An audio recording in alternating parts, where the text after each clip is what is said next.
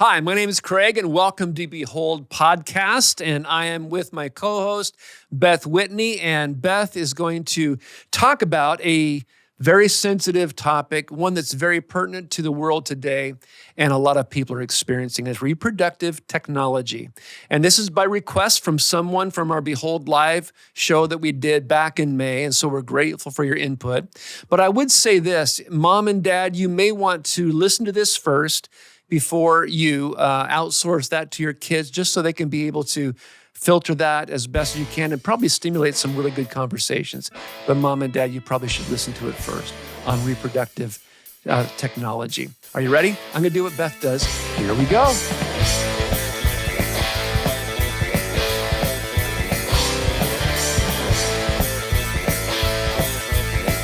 Hey, Beth.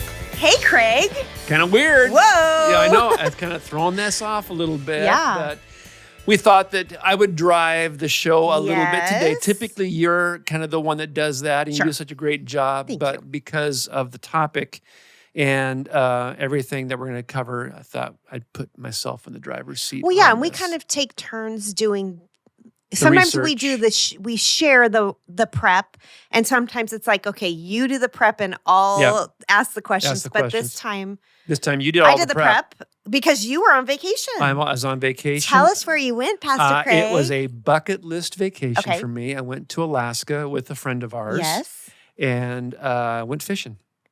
Fishing. And we did all kinds of fishing, caught all different kinds of fish. I had two specific fish that were on my bucket list. I've Okay. caught a lot of salmon over the years. Sure, you lived in the Northwest. Yeah, and so I've caught those. But I wanted to catch an Arctic grayling, Okay.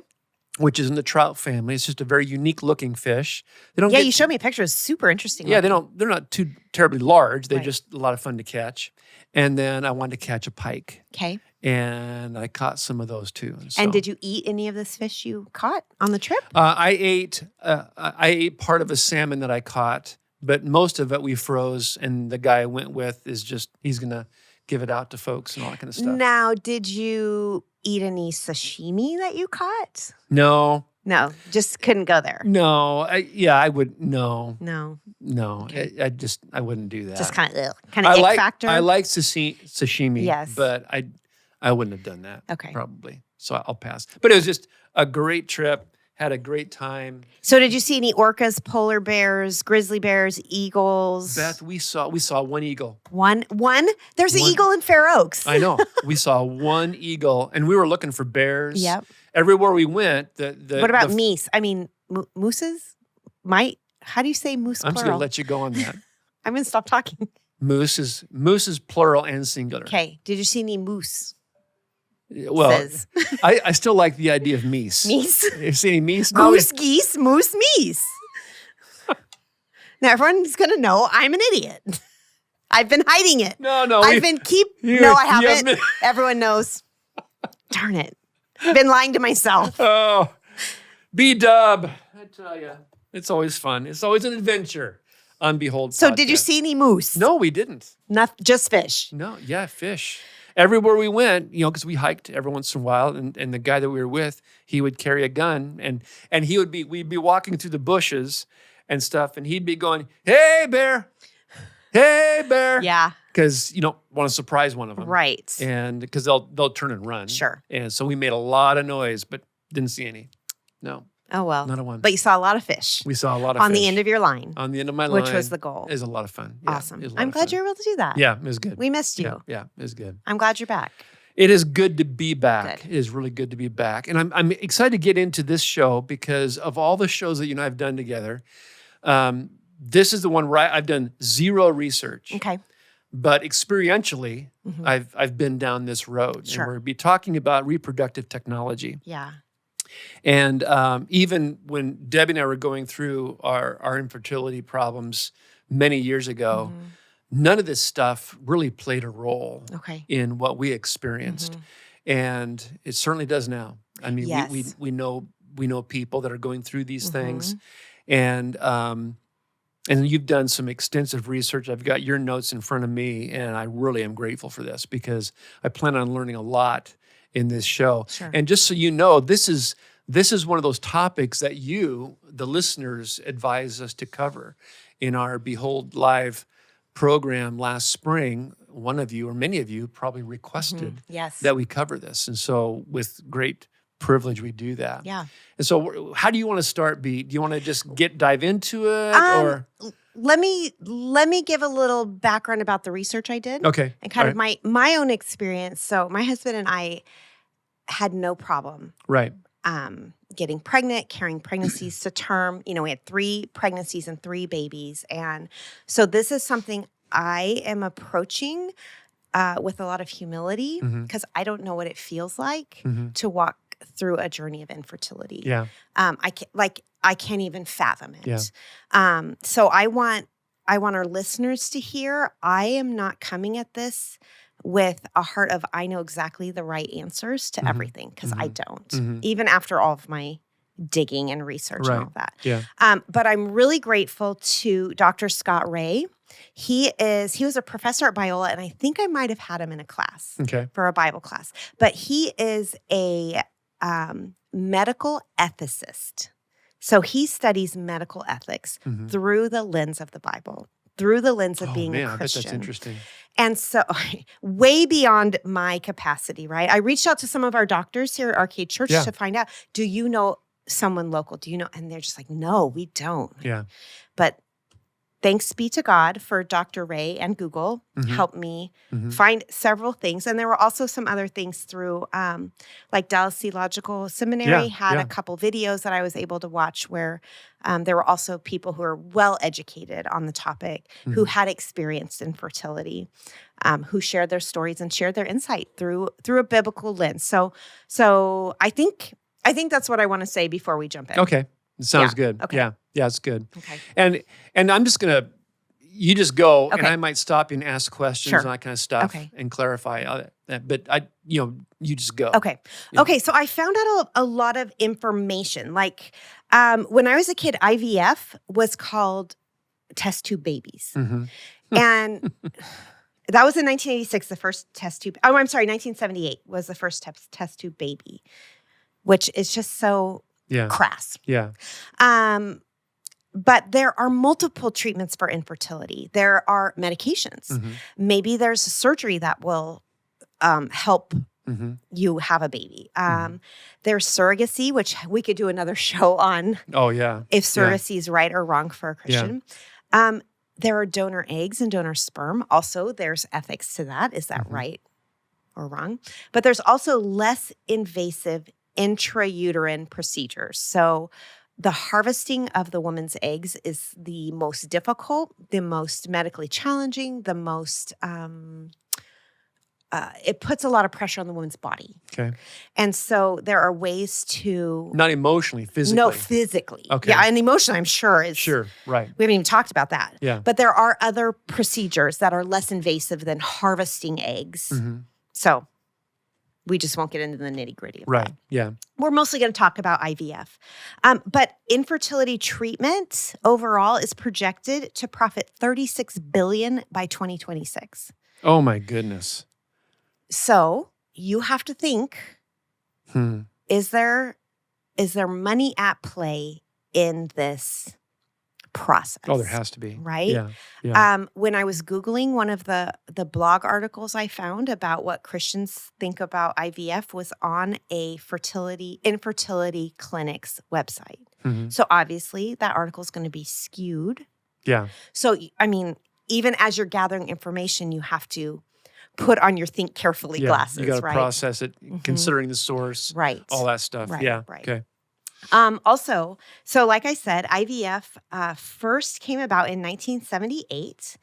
In 2023, there were about 96,000 babies in America born via IVF, which is only 2.6%.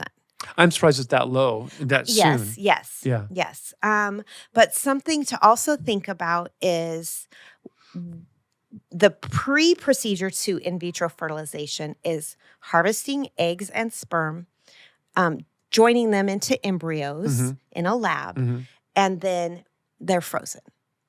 So currently, rough estimate, there's between 600,000 and 1 million frozen embryos in America.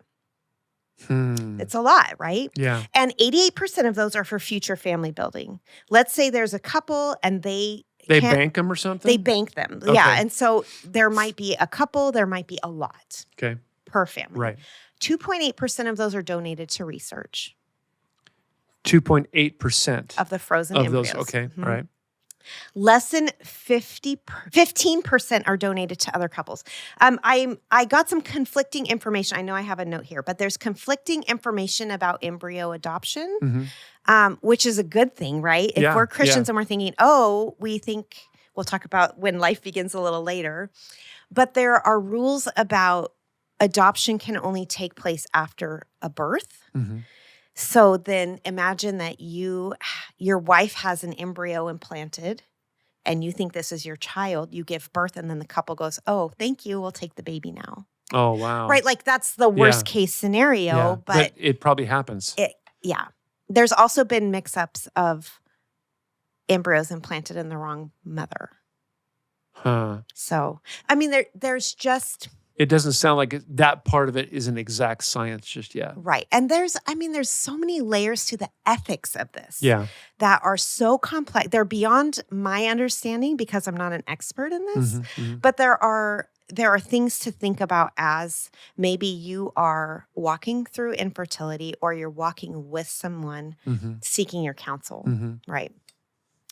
One more thing about like our info dump section is there are annual storage fees for those frozen embryos, which leads to... So the donor pays the fee? No. It would be, let's say you and Debbie decide to freeze your embryos. Right.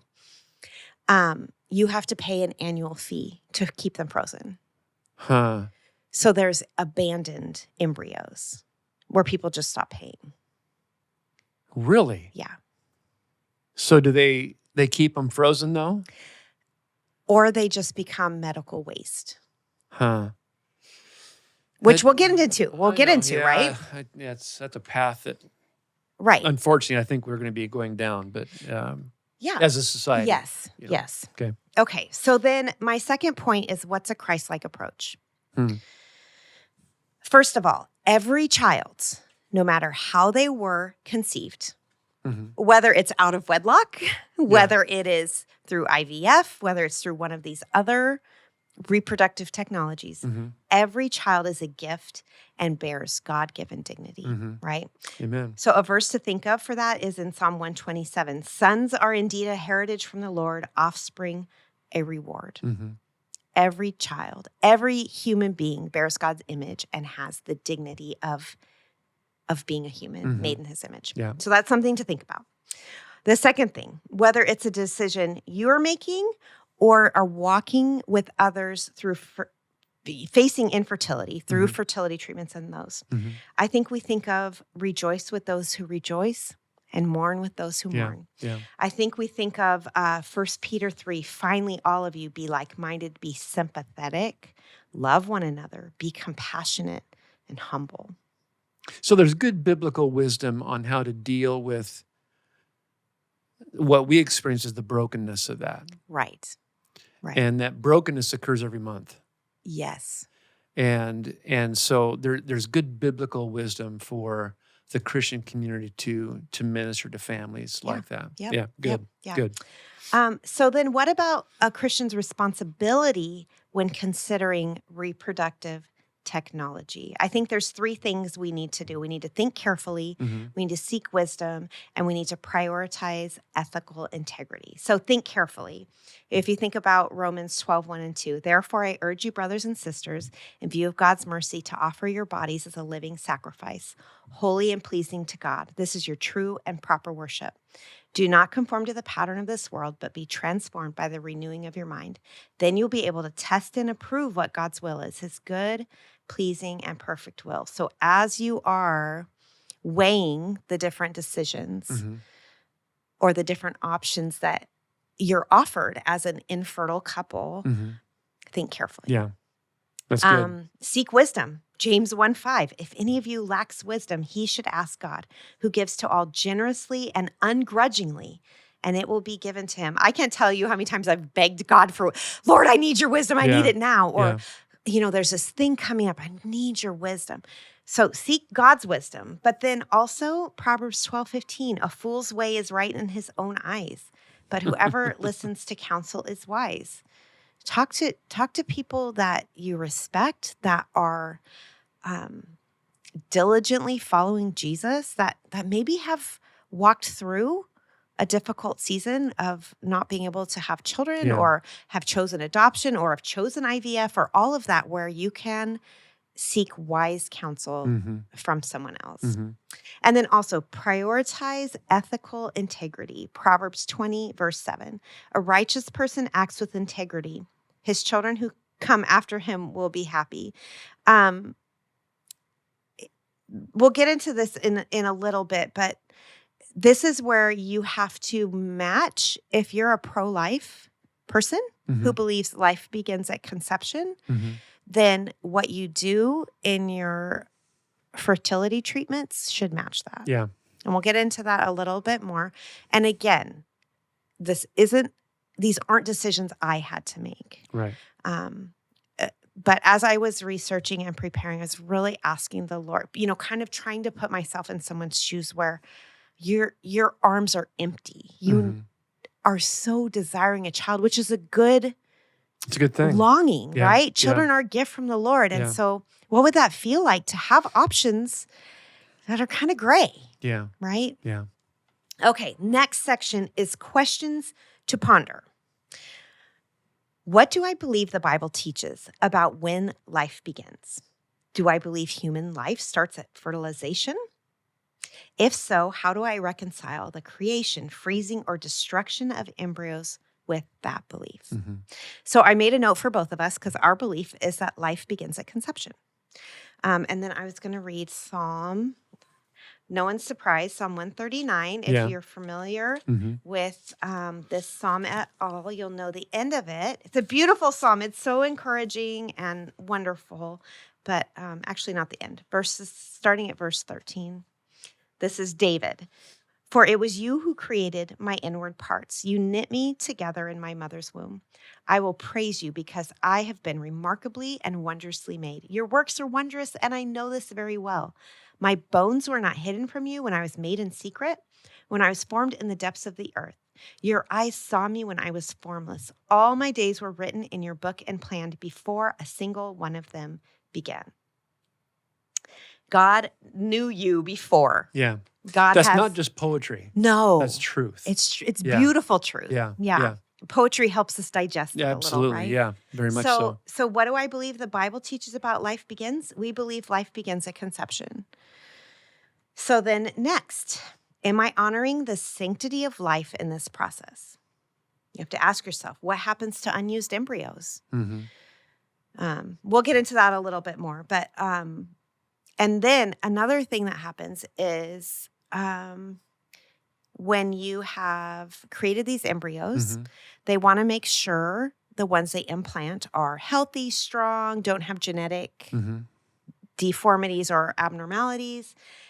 You can choose what gender your baby is. So then, what are the ethics of that, right? Yeah. What am I honoring the sanctity of life? Yeah. If I'm doing these screenings, right, saying, "Ooh, that baby might be born with a defect or something," don't implant that one. Well, that's tough. It's tough, right? That is really tough stuff. Right. It is. So then I have a note, Beth's view, because I wasn't going to assume your view on this, but my view is if you choose IVF, in vitro fertilization, only create embryos you plan to give birth to, which is one of the complicated layers. It's extremely expensive, and the most expensive part of it is harvesting the eggs. They try to do that all at once, and then they take the eggs and sperm and make embryos, like right then. And so not all embryos implanted are successful. So it's just like you're hearing the layers of complications of this, right? Yeah. So, okay, so I only want to create 3 embryos, but then not all embryos implanted are successful. So they might implant 3 embryos and none of them come to term. You don't get a baby from that, right? But then maybe you have 8 embryos. Okay, we're going to implant all 8 embryos. Mhm. And what if all 8 take? You can be busy. Or it Or- could put the life of the mother at Yeah, risk. yeah. Or then they say, let's do a selective abortion where And we so what do you reduce s- the size. you- Right? There's all these layers, yeah. right? So then there's a lot of risks involved and a lot of decisions you probably don't want to be forced into making Yeah. down the road. Yeah. Again, this is so complicated. Mhm. And I know it's tender for a lot of people. And so please I hope you're hearing in the tone of my voice. If you're not watching, I hope you're seeing my body language. This we are coming to this with an understanding that it's hard to be infertile. It's hard to have a family that's not the size you want it to Right. be. And given, our situation, if this technology was available 20, 30 years ago Mhm. when we were going through this journey, I don't know what we would do. I mean, Right. I because we desperately wanted to have a large family. Yeah. And God gave us one. We are Yep. so grateful Yep. because God doesn't give one sometimes. Right. But I don't know what we would do. Yeah. I would the ethics get all of a sudden kind of fuzzy and blurry Right. because of our desire to have more children. Right. And knowing me, I can't speak for Debbie, but Right. knowing me, that would have been the journey. Right. Is I would have found a way to get around some ethical dilemma just to have more children, I Right. think. Right. And so that makes it really tough. Right. Yeah. All right, so here we are Grab bag. at our Behold. Grab bag. Okay, we have got to get, Ethan, you've got to give us some theme music because Beth's grab bag is not going to work. All right, you just got to do it. So, all right, you ready? I sure hope so. Okay, this is something that you and I have to respond to. We have 30 seconds to do it. Okay, go. Okay. Well, no, the timer can't start okay. yet. Okay. Oh, Whoa. my goodness. Oh, look, there's like a full page of instructions. Okay.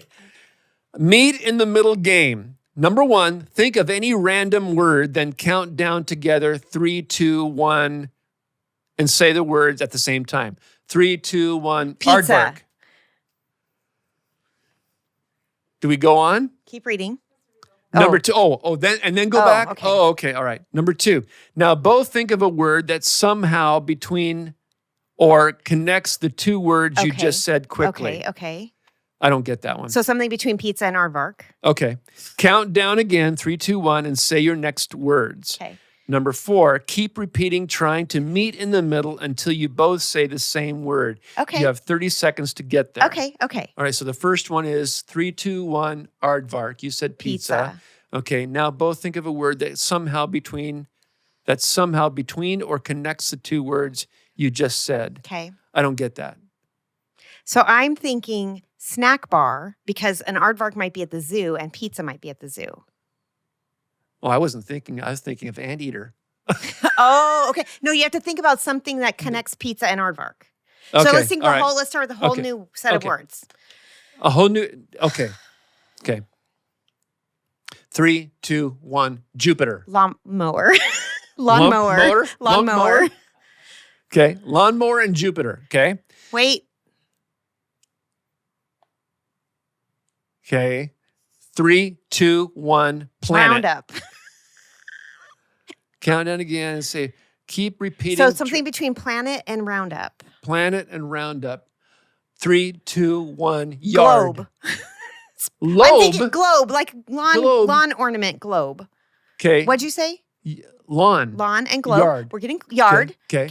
Okay. 3, 2, 1. Lawn. Owner. What'd you say? Owner. Owner. Okay. 3, 2, 1. House.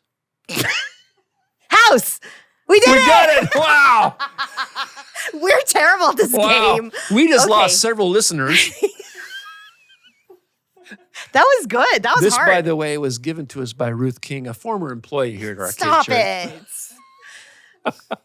That was good. That took That was some good. thinking, Ruth. Yeah, So thank good you very job, much. Good job. Grab Just because we bag. stunk at it doesn't mean it was bad. No, we just stunk at it. I Well, think if we played like 6 more rounds, we'd probably be better at it. Okay, so let's do it. Okay. No, I'm kidding. Oh, phew. I used up all my words already. I know. That's grab bag. That was fun. So again, I'm not saying IVF is unethical. Right. That there are probably Christian approaches to it where, yeah, you are going to spend a lot of money and maybe not get pregnant, but you're not going to have embryos frozen for what, decades? Yeah. Right? Okay, so then another question. What is our theology of family and reproduction? You have to ask these questions to yourself, but also with your spouse. How do biblical themes like creation, family, and the sanctity of life shape your views on reproduction? Have you sought guidance through prayer, scripture, or wise counsel? Do you believe there's a biblical model for how families are formed? This is when you get into thinking through donor eggs, donor sperm, using a surrogate. Like, is that how the Bible or how God wants us to create? Right? It's, again, yeah. And the issue is as the Bible is being compiled, these were not issues. Right. But infertility is throughout Scripture. It is. And God is in charge of that. Yes. And if you think of the times, like something I came across in one of these articles by Scott Ray was there are a couple examples of surrogacy in the Bible, but it was using women who were marginalized. Hagar. Property. Rachel's, I think Bilhah was her name. Kind of like concubines or slaves or whatever. And they were used as an incubator for offspring. Yeah. Okay, another question. What are my views on adoption? That's another one. I mean, adopting a baby doesn't just this isn't showing adoption. But then also, what does being a parent mean to you biologically, spiritually, and relationally? A lot to think through on that. And so I think as you study God's word, as you ask the Spirit for wisdom and guidance, as you seek wise counsel, those things will become clearer for you. Yeah. Right? Yeah. Right. And then also, am I practicing wise stewardship financially and ethically? IVF is costly and emotionally taxing. I mean, just to get started, it's about $20,000. It's expensive. That's expensive. It's taxing on your body. It's taxing, am I prepared for the physical, emotional, and spiritual toll?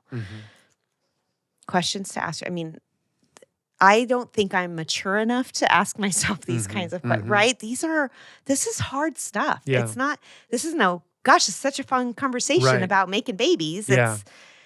It's challenging. Yeah. But then also, is this the best use of my resources in light of my values? So a lot of things to weigh there. Yeah, a lot of things to weigh, adoption, foster care. I mean, all of those ministries are definitely needed. And, here at Arcade, we highly encourage adoption. We encourage families to be invested in foster care and active involved with that. And obviously, we want children to run around and stuff. That's very, very important. Yeah. Yeah. But then what's a Christ-like response? I was thinking about this. Maybe there's someone who's made a different choice than you. I started to copy and paste the verse about taking the plank out of your own eye. Yeah. And then I didn't. But I think that's something to consider. Like, as someone who, like I mentioned, this wasn't a path that I walked down. I don't know what it feels like. It would be really easy for me to have lots of opinions and judge other people about what their choices were, right? Yeah. And sometimes you have to choose to not do that. It's easy to be judgmental. Yeah. I'm really good at it. Unfortunately. Yeah. I don't want to be, but I think we lean into grace. We lean into seeking to understand. We lean into, even if they come and they're confessing that, you know what, we made some choices that looking back, we probably shouldn't have.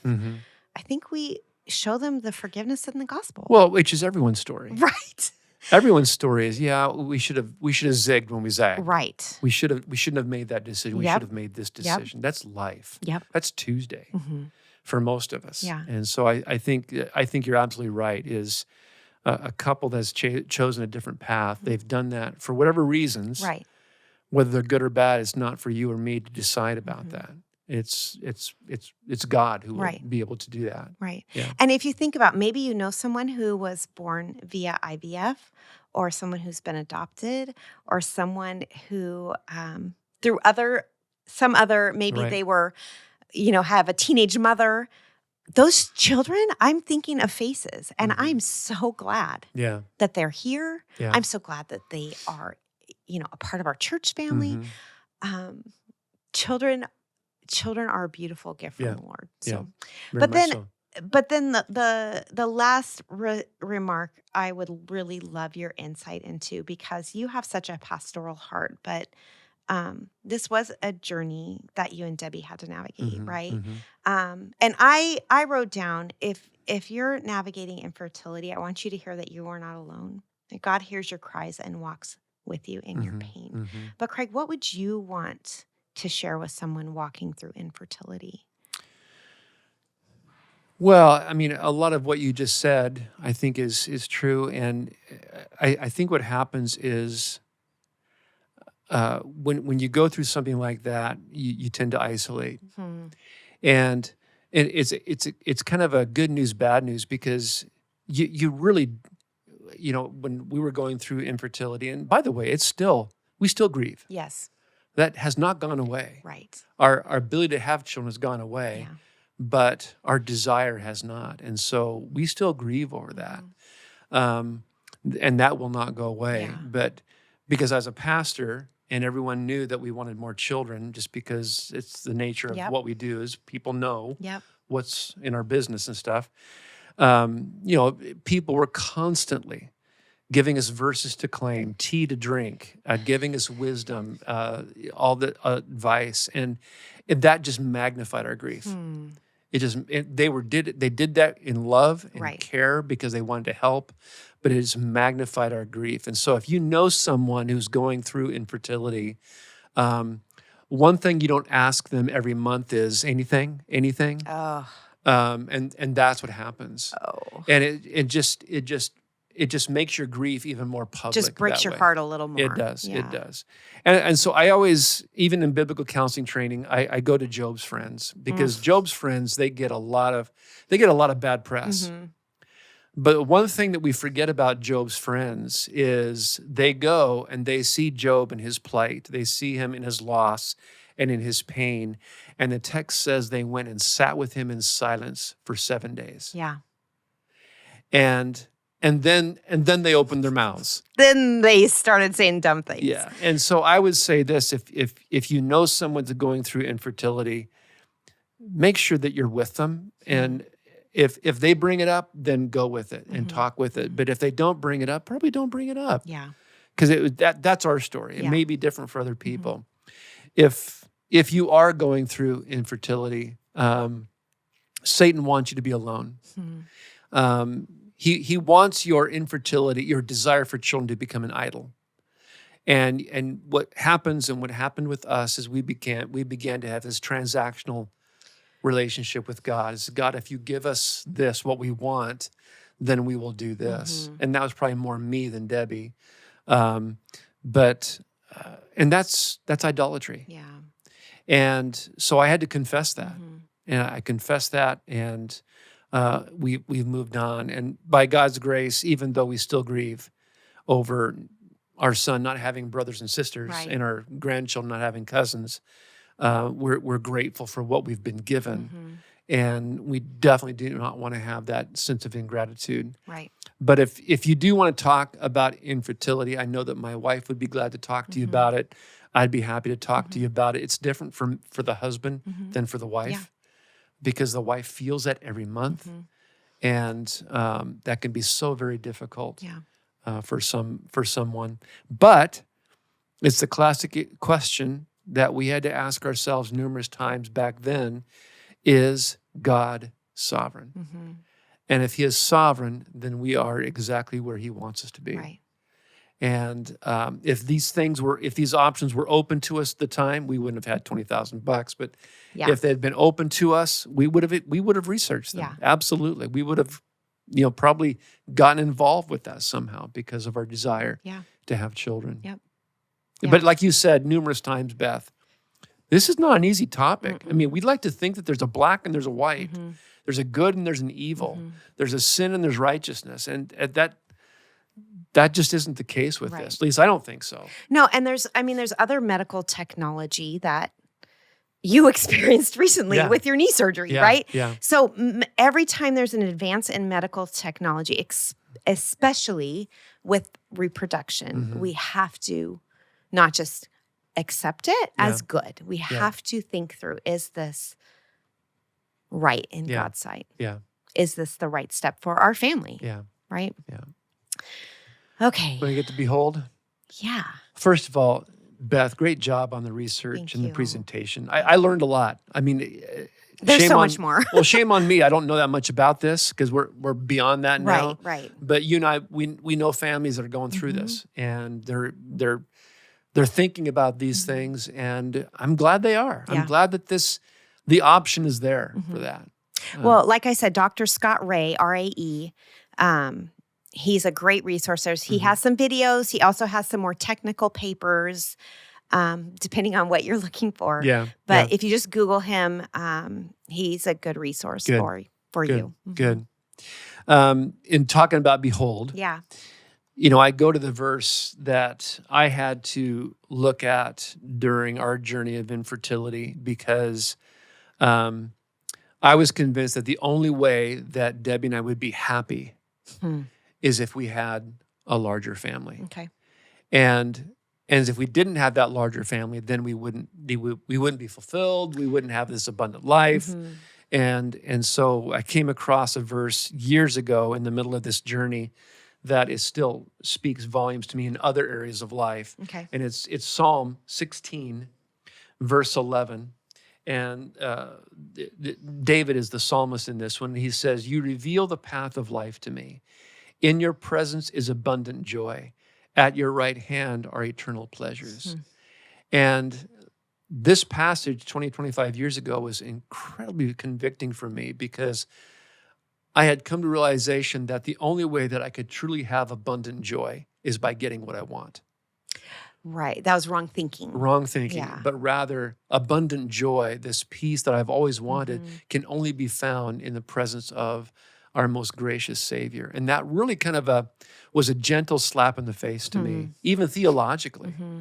And so I was very grateful that God gave that verse to me and to us at the time we so desperately needed it because we wanted abundant joy. Right. But abundant joy only came with the bundle of joy. And no, abundant joy comes with Christ and Christ alone. Yep, in His presence. In His presence. And so I'm hoping that speaks to you, whether it's in infertility or any other situation that you're facing. Yeah. But Beth, thank you. Well, and thank you for sharing so transparently. I know Debbie shared before. Yeah. I really appreciate that. I think when we share our struggles, it helps people know that we're safe people they can come talk to, right? Yeah. We're not these people with no problems. Oh, and all the answers. And all the answers, right? Yeah, we face struggles. And a verse keeps popping into my head. The Lord is close to the brokenhearted, and He saves those who are crushed in spirit. Yeah. So if you're brokenhearted and you're crushed in spirit, we're here for you. Yeah. We love you. We care about you. We care about what you're walking through. And just reach out to us and let us know how we can pray for you or how we can mourn with you if you're mourning or rejoice if you're rejoicing. That's a privilege of the job we do. It is. Yeah. So thanks, Beth. Really appreciate it. And thank you, whoever requested this. We really appreciate that. We want to be able to have topics and shows that really kind of bowl down your alley, and this was one of those times. Yep. I would highly recommend that you share this, but don't share it with a family that's going through infertility issues. If they come upon it, great, but please don't send this as a link. Hey, I know you guys are going through this. You need to listen to this because it may not be what they need, but you may just want to ask for permission with that. But certainly, we want to expand this show to a larger audience, obviously.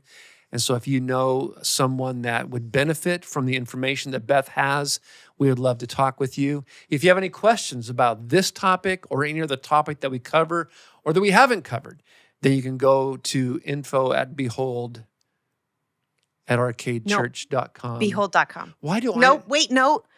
Behold@arcadechurch.com. We never get it right. We should have like a cue card. So what is it? Behold at arcadechurch.com. It's too simple. Why is that? I don't know. I was like, oh my gosh, she's going to get it right. And I blame Ruth. It's just easier that way. It is. Anyway, thanks, B. Thanks, Craig. Appreciate it. Yep. See ya. See you later.